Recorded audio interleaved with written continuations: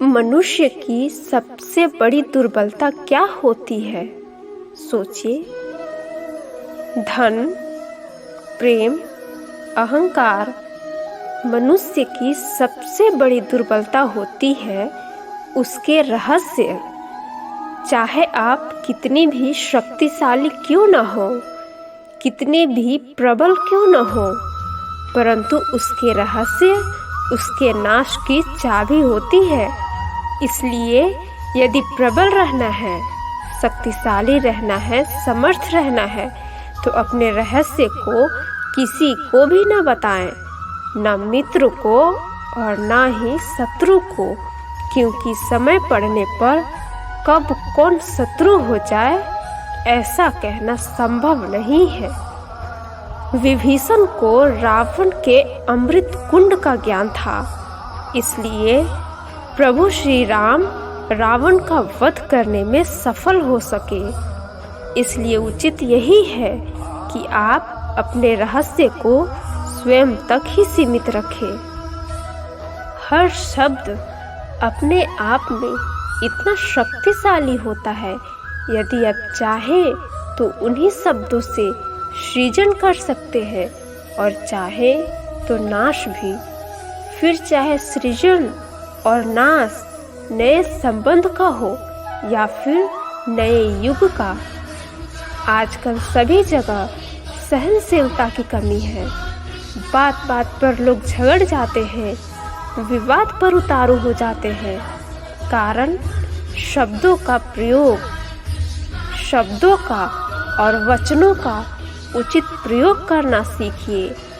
आपकी आधी समस्याएं तो वही समाप्त हो जाएगी। शब्द हमारी सबसे बड़ी पूंजी है। उनका सोच समझकर भली प्रकार उपयोग करना ही उचित है। जो शब्द की महिमा और शक्ति को पहचान गया, वो इस सृष्टि के आनंद को भी समझ गया। आप भी समझिए।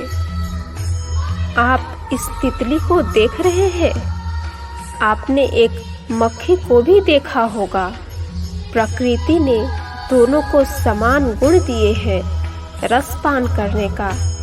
एक तितली फूलों पर जाकर उसका रस लेती है और इस अवस्था में नए फूल खिलने की व्यवस्था भी करती है, और एक मक्खी घाव पर बैठती है, घाव को सड़ाती है और रोग भी फैलाती है।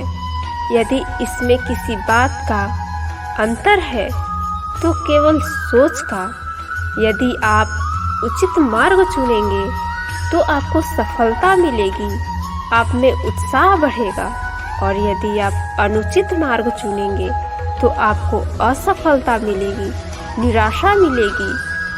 अब उचित मार्ग चुनना है या अनुचित मार्ग, यह निर्णय तो आप पर निर्भर करता है।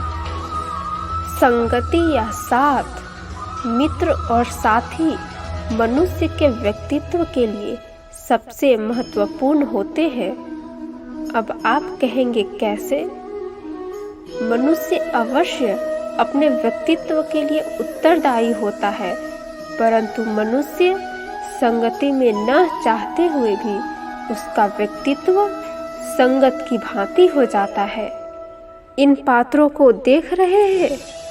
मध्य में जल रखा है, इसमें दूध और इसमें मलिन कीचड़ रखा है। यदि मैं इस जल को इस दूध में मिलाता हूँ तो यह जल दूध बन जाता है, और यदि इसी जल को इस मलिन कीचड़ में मिलाता हूँ तो यह क्या हुआ? यह जल कीचड़ बन गया। ऐसी कोई युक्ति नहीं कि जल बिना घुले मिले दूध या कीचड़ में अपना अस्तित्व बनाए रखे या उनसे अलग रहे। और ठीक ऐसा ही मनुष्य के जीवन में भी होता है। यदि एक गुणहीन व्यक्ति गुणवानों की संगति में बैठे तो उसे भी गुणवान समझा जाता है, सम्मान का पात्र समझा जाता है। और यदि एक गुणवान व्यक्ति गुणहीनों की संगत में बैठे तो उसे भी तिरस्कार मिलता है। इसलिए अपने जीवन में सदैव संगति को सोच समझकर सावधानी से चुनिएगा।